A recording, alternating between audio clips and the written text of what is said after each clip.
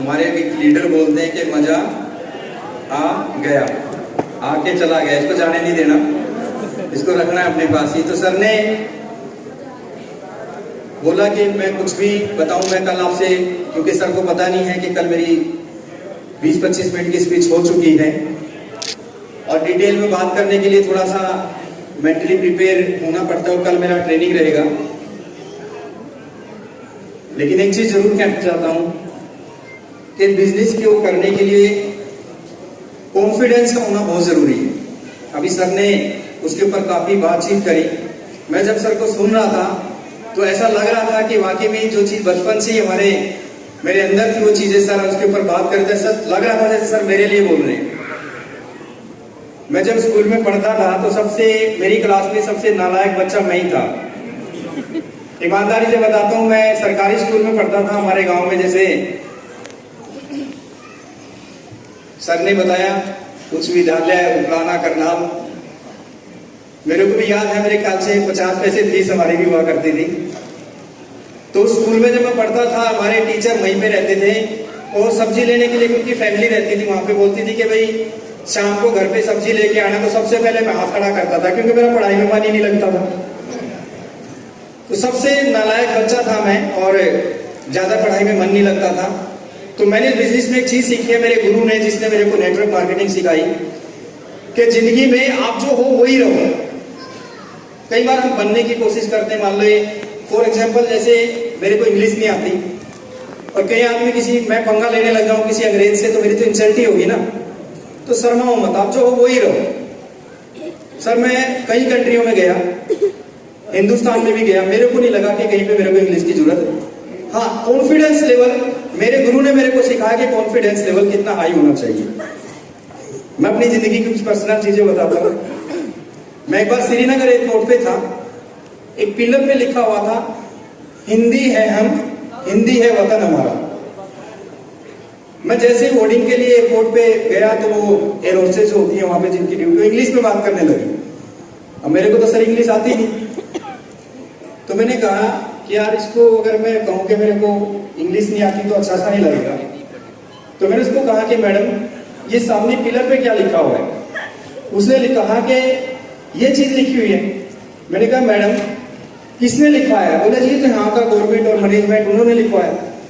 मैंने कहा आप तो इसको फॉलो नहीं करते, यहाँ पे बैठ के मेरे से फॉलो करवाने की कोशिश कर रहे हो। तो ताली बाद में बजा देना इकट्ठी, बीच में नहीं बजानी। अब मैंने उसको ये नहीं कहा कि मेरे को इंग्लिश नहीं आती, उसको हिंदी में कन्वर्ट कर दिया। Confidence level. एक बार सर हम वारडोगरा गए थे टूर पे, मेरे साथ विजय विरोधिया ने, शायद राकेश शर्मा जी ने, मेरे को ध्यान नहीं। हम मजाक एंजॉय करते हैं, कोर लीडर भी इंसान ही है, ये कोई दूसरे प्राणी नहीं है। तो हम खूब एंजॉय करते हैं, कोर लीडर जब इकट्ठे होते हैं। तो हम प्लेन में थे, तो विजय विरोधिया ने मेरे साथ शर्त लगाई, एयर होस्टेस जो होती है वो ब्लैक कलर की जुराब डाल के रखती हैं। तो विजय विरोधिया कहने लगा कोई है माइकल, आज इससे पूछ ले कि कितने की है, कहां से ले, कैसे मिलती है। तो मैंने कहा सर मैं पूछ लूंगा। बोला साले तो पिटवाएगा। मैंने कहा नहीं सर मैं पूछ लूंगा, लेकिन शर्त यह है कि दिल्ली एयरपोर्ट पे उतरते ही खाना आपको खिलाना है। किसी की हिम्मत नहीं हुई। मैंने उसे एयरहोस्टेस को बुलाया, आया, उनकी ड्यूटी होती है। मैंने कहा मैम एक बात पूछने की, बुरा तो नहीं लगेगा? बोले नहीं। मैंने कहा ये जुराब बड़ी अच्छी लग रही है आपकी, अपनी मिसिज के लिए लेके जाना चाहता हूँ, कहां से मिलती है? मैं एकदम लल्लूलाल बन गया सर वहां पे, एकदम जैसे कोई अनपढ़ बेकार सा आदमी। उसने सोचा, अब वो पर्दा लगा के दूसरे एयर होस्ट को बता के हंसने लग रही है। अब विजय विरोधिया सोच रहे हैं चला छिप गई शाम का खाना अपने को। एक और बताता हूँ, कई बार हम डरे रहते हैं। सर डरो मत, जीवन में चाहे कोई इंजीनियर हो, चाहे डॉक्टर हो, चाहे वकील हो, करोड़पति हो, अरबपति हो, आज दिखावे के लिए सब कुछ अलग अलग दिखावा करते हैं लोग, अंदर से डब्बे बने पड़े, अंदर से डब्बे बने पड़े। कॉन्फिडेंस के साथ बात करिए। हम लोगों को कुछ दे रहे हैं, किसी से ले नहीं रहे। तो कॉन्फिडेंस, मैंने जिंदगी में कॉन्फिडेंस के साथ मैंने बिजनेस को किया, कॉन्फिडेंस के साथ मैंने जो है लोगों को प्लान दिखाया। मेरे सामने जो भी बैठा, मैंने अपने पूरे कॉन्फिडेंस, क्योंकि मेरे अंदर एक चीज थी कि मैं इससे कुछ ले नहीं रहा, मैं इसको कुछ दे रहा हूं, ये हमेशा मैं अपने सामने रखता था। मैं एक और शायद आपको अच्छी लगेगी, कहीं मेरे को सुनते रहते हैं सेमिनारों में। सर 5वीं क्लास की बात है सर, मैं पढ़ता था। उस जमाने के अंदर जो है जब रिजल्ट आते थे तो एक मास्टर खड़ा होके एग्जाम बताता था कि विपिन नाटी सनो फलाना फलाना पास, मुकेश कोठारी फलाना फलाना पास। और लोग बच्चे बड़े एक्साइटेड होते थे, ऐसे मेरा भी नाम आने वाला है सर, मैं भी ऐसे। Sabuddin Khan son of Abdul Hamid fail. Sir मैं ऐसे था, ऐसे बैठेगा चौकड़ी मार दी। मैंने कहा मैं तो फेल हो गया। 10 मिनट लगी, पास फेल का पता चल गया, बच्चे एक्साइटेड हो रहे हैं, चिल्ला रहे हैं मैं पास हो गया, मैं पास हो गया। मैं बड़ा परेशान यार, सब बच्चे एक्साइटेड हैं, घर जाके मैं पिटूंगा, मैं तो फेल हो गया। मैं थोड़ी दूर चला सर, और थोड़ी दूर चलने के बाद मेरे दिमाग में एक आइडिया आया। मैंने कहा अभी एग्जाम हुए हैं, साला 1.5 महीने की छुट्टी पड़ेगी, तो 1.5 महीना तो बच को देना है। मैंने भी दिया, एक डब्बा खरीदा, मम्मी में पास हो गया, मेरे को भी एक डब्बा देना दे दिया। और जो जो वो 1 महीने की छुट्टी खत्म होती गई, साला दिल में बड़ा दिमाग खराब होने लगा कि फिटनेस तो होनी है। जिस दिन वो दिन आया स्कूल में अगली क्लास में एडमिशन लेने का, अब मैं तो फेल था सर, मेरे को पता था। मेरे बड़े भाई मेरा एडमिशन कराने के लिए स्कूल में आए मेरे साथ, दिल की धड़कनें तेज, क्या पक्का फिटनेस होगी। लेकिन जैसे ही जाकर उसने मैडम को बोला कि मैं साउदी का, तो इससे पता ये चलता है दोस्तों कि मेरे कॉन्फिडेंस ने काम किया। मेरा कॉन्फिडेंस क्या है ना सर, शक्ल से दिखता है सर, कभी कभी नहीं दिखता। तो सर मैं वहां पे गया, मैं 6ठी क्लास में मेरा एडमिशन हुआ, और वहां से मैंने एक चीज सीखी सर, मेरे को आज भी अच्छी तरह याद है, क्योंकि मेरे पास पैसे की किल्लत हुआ करती थी। मैं एडिटिंग का काम सीखने के लिए किसी एक मैडम थी उसके पास करनाल में गया। उसने कहा इंग्लिश आती है, मैंने कहा ABCD के पढ़ी तो मैं स्कूल से हटा हूं, आई नहीं आज तक।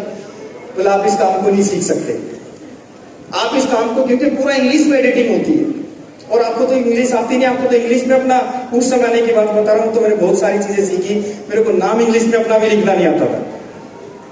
दिमाग में झटका लगा और एक चैलेंज लेके आया कि लेडीज का जो बिजनेस है ना, इसे ऊपर निकलना है। सर मैंने एक एडिटिंग का उस समय पे एक मिक्सर खरीदा दिल्ली से, उसके साथ एक ड्राइंग, एक बुक्स आती थी पूरी इंग्लिश में, लेकिन उसके साथ साथ ड्राइंग छपा हुआ था।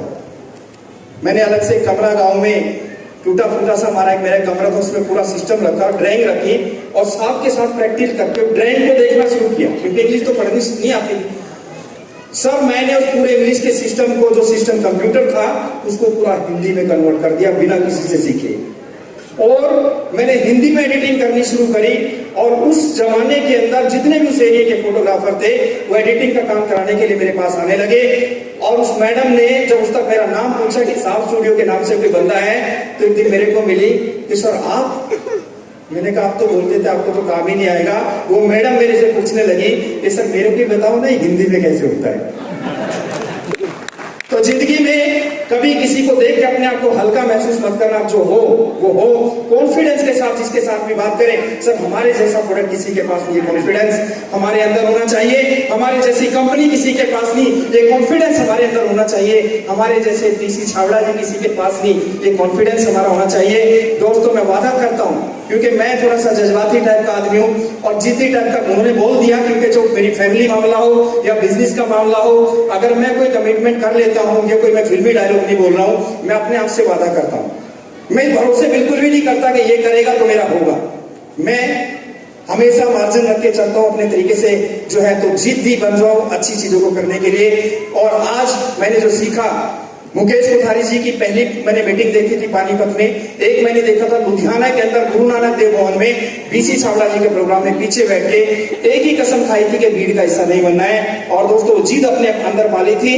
आज इंडिया की जो कोर टीम है, सब उस इंडिया की कोर टीम के अंदर मैं वहां तक पहुंचा आप लोगों की दुआओं से, आप लोगों के साथ की वजह से।